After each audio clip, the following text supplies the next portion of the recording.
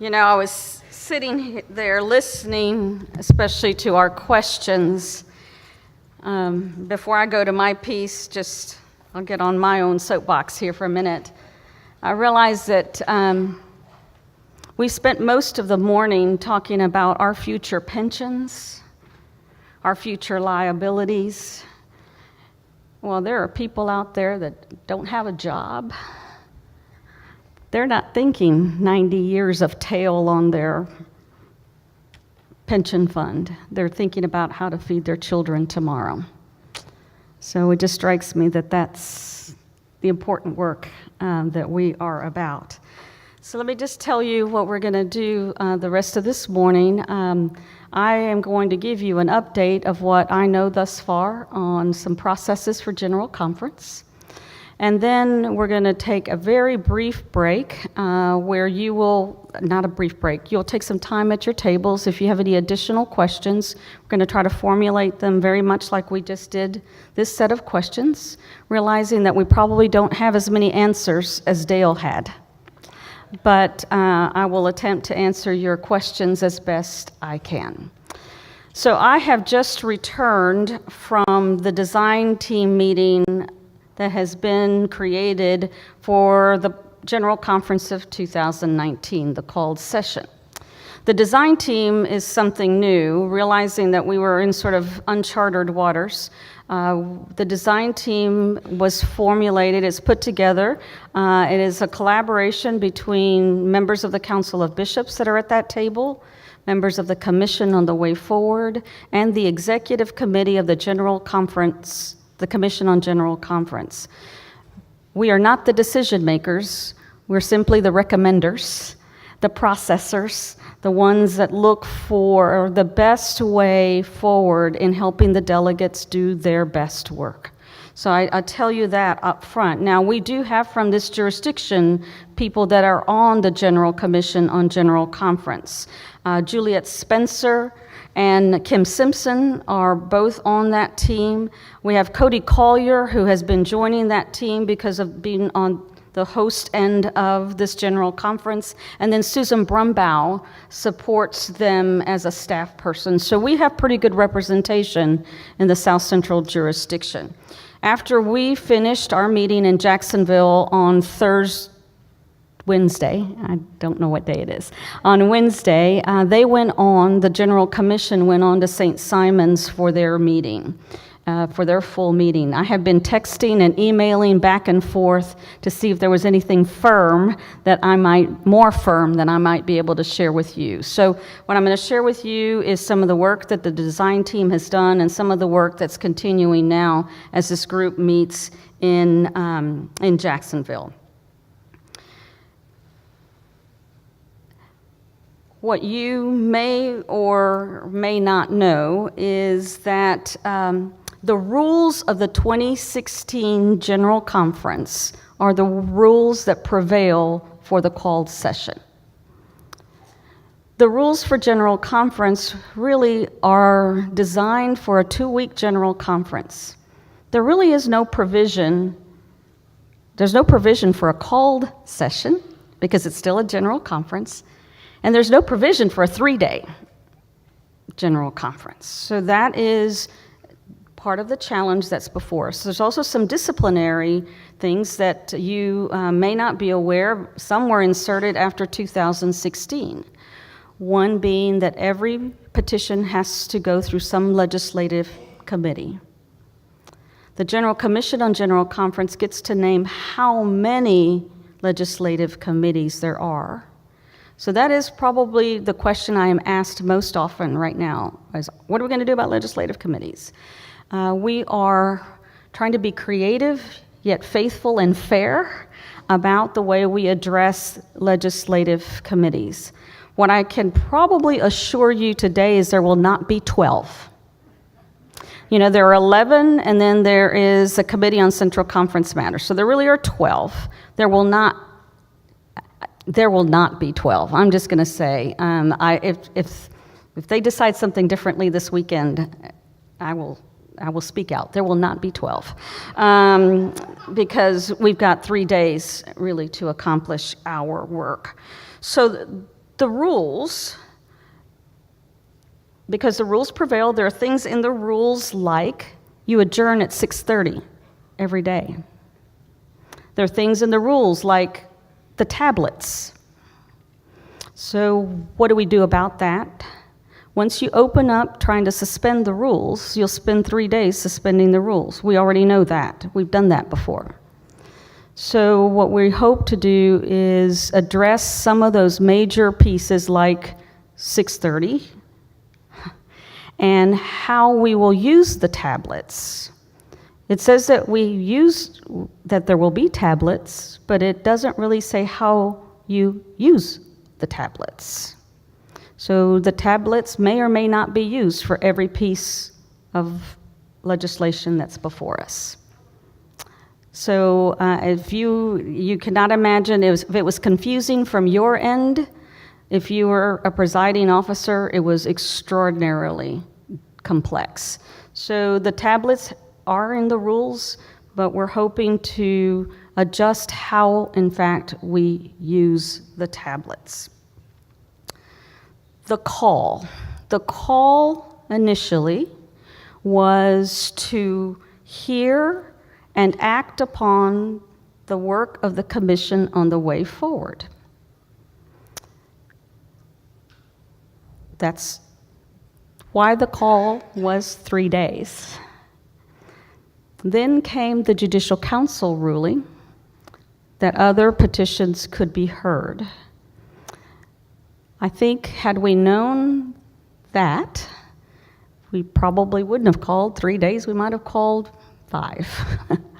But we are where we are. We've got 3. And you've already heard how many petitions. There are about 100 total. There are 48 in the work of the commission. There's 99. There's another 51 that have come forward. That's a whole lot fewer petitions that you usually have to read in your ADCA, so that's helpful. But those petitions, let me just say this, the work of the commission, the plans, we're hoping that they can stay intact as they're discussed. So that's the other piece of this, because when you start picking out petitions, we sorted the petitions that are in each of the plans plus the other 51. We did that this week. And so when you do that, you've got petitions all over the place. And so what it does is it starts to really deconstruct the plans and even the other petitions that are before us that we haven't seen yet. And I have not seen, by the way, the other 51 petitions. So if you're going to ask me what are the other 51 petitions, I know them by name, but I don't really know what is the content of the other 51 petitions. So you can see that the legislative piece is, because you're not, as it was said earlier, you are not going to vote on the report of the commission on the way forward. That is not what is before you. What is before you are the petitions that are contained within the report of the commission. So 1360 kind of opened the door to these additional petitions. They have been sorted. So who decides what's in harmony? That's been the other question of the hour, and that is the Committee on Reference. Typically, the Committee on Reference that assigns the legislative committees comes to General Conference a day or two before General Conference. They can't come to General Conference a day or two before to make this decision.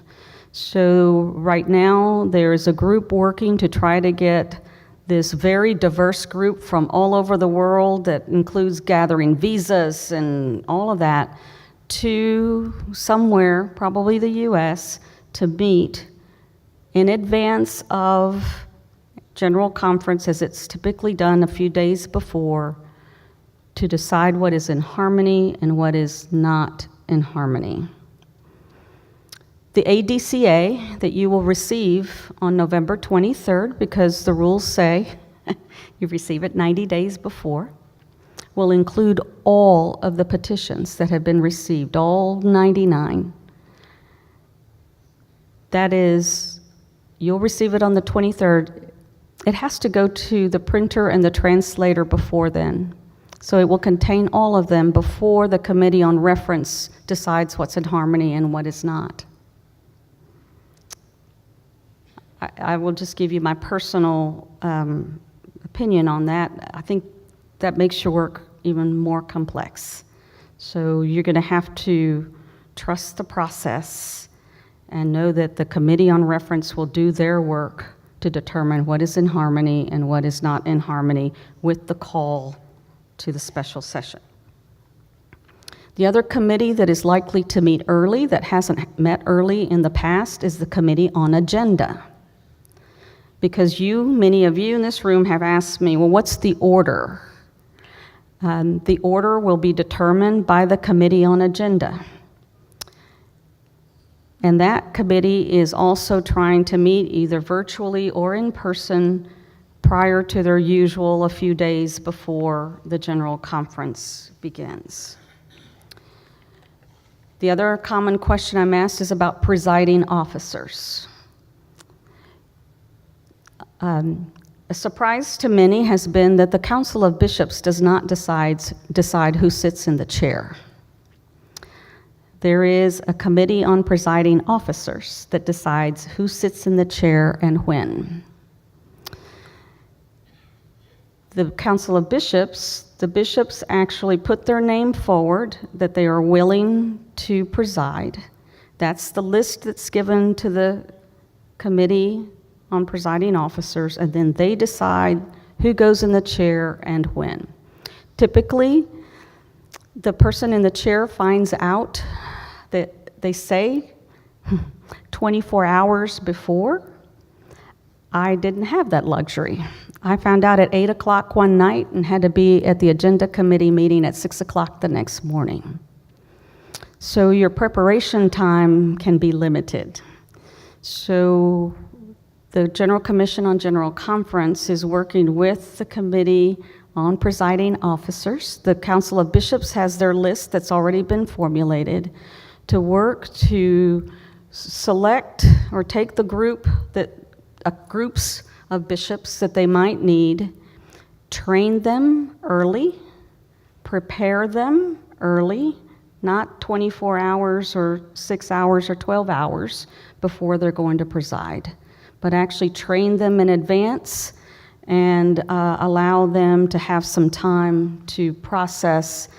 You've got to understand that Robert's Rules of Order, our Central Conference delegates don't operate that way. Culturally, that is way outside of they're way out of bounds for them. So we've got to not only train ourselves of how to train others. So the Committee on Presiding Officers will, again, likely meet sooner, like any time now, and decide how they will train the bishops that are willing to preside. The bishops meet in early November, and the hope is that maybe we might even have our first training session somewhere in and around that first Council of Bishops meeting. So that is moving along. There's also been a lot of conversation about transition from 19 to 20. And that could be a really weird space between 19 and 20.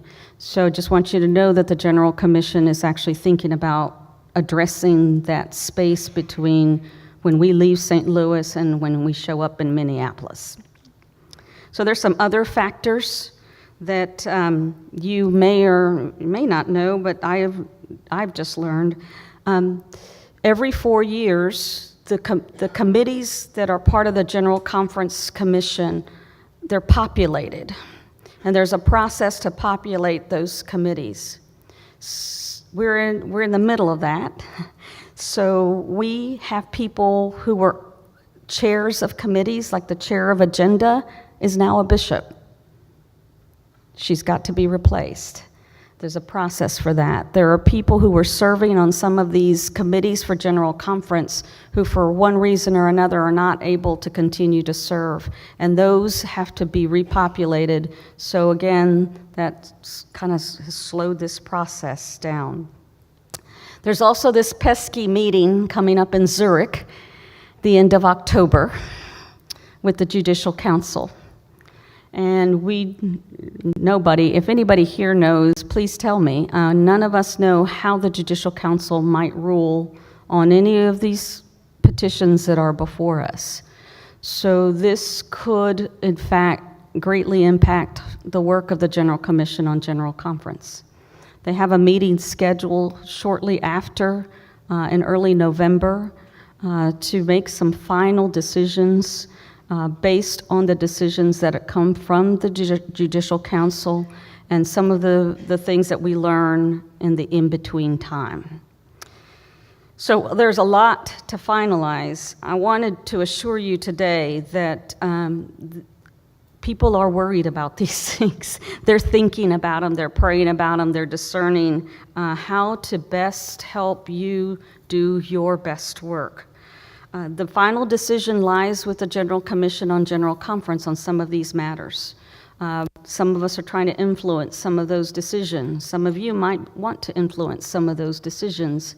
That's why I've told you who's on the General Commission on General Conference, so that we can actually do our work that we've been asked to do when we show up in St. Louis in February.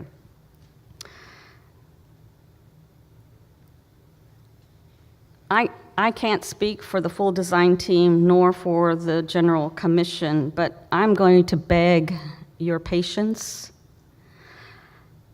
to remain nimble, to remain open, and to be assured that the General Commission on General Conference is working diligently to address some of the complexities of what is before us. We are in unprecedented times, and it really does call for us to act in unprecedented ways. So I hope and pray that you will do that. One of the things that I've been doing over these last few weeks is reading old disciplines. I don't know. Reading old disciplines. And something was very striking to me in the Episcopal greeting in the 1944 Book of Discipline. And I just want to share a few excerpts from that Episcopal greeting as I wind up here. The Methodist discipline is a growth rather than a purposive creation. The founders of Methodism did not work with a set plan as to details. They dealt with conditions as these arose. This process of growth showed itself clearly as the church increased. Conference work was carried on by the asking of what were called minute questions. These were not perfunctory and artificial. They dealt with the effective ways of presenting the deeper phases and duties of religious experience. As new forms of work were developed, new questions were added to the conference list. In such a process of adjustment, the discipline became not a book of definite rules, nor yet a formal code, but rather a record of the successive stages of spiritual insight attained by Methodists under the grace of Christ. We therefore expected that the discipline would be administered not merely as a legal document, but as a revelation of the Holy Spirit working in and through our people. We reverently insist that a fundamental aim of Methodism is to make her organization an instrument for the development of spiritual life. We do not regard the machinery as sacred in life itself, but we do regard as very sacred the souls for whom the church lives and works. We do now express the faith and hope that the prayerful observance of the spiritual intent of the discipline may be to the people called Methodists a veritable means of grace. I pray that it might be so for us. Thank you.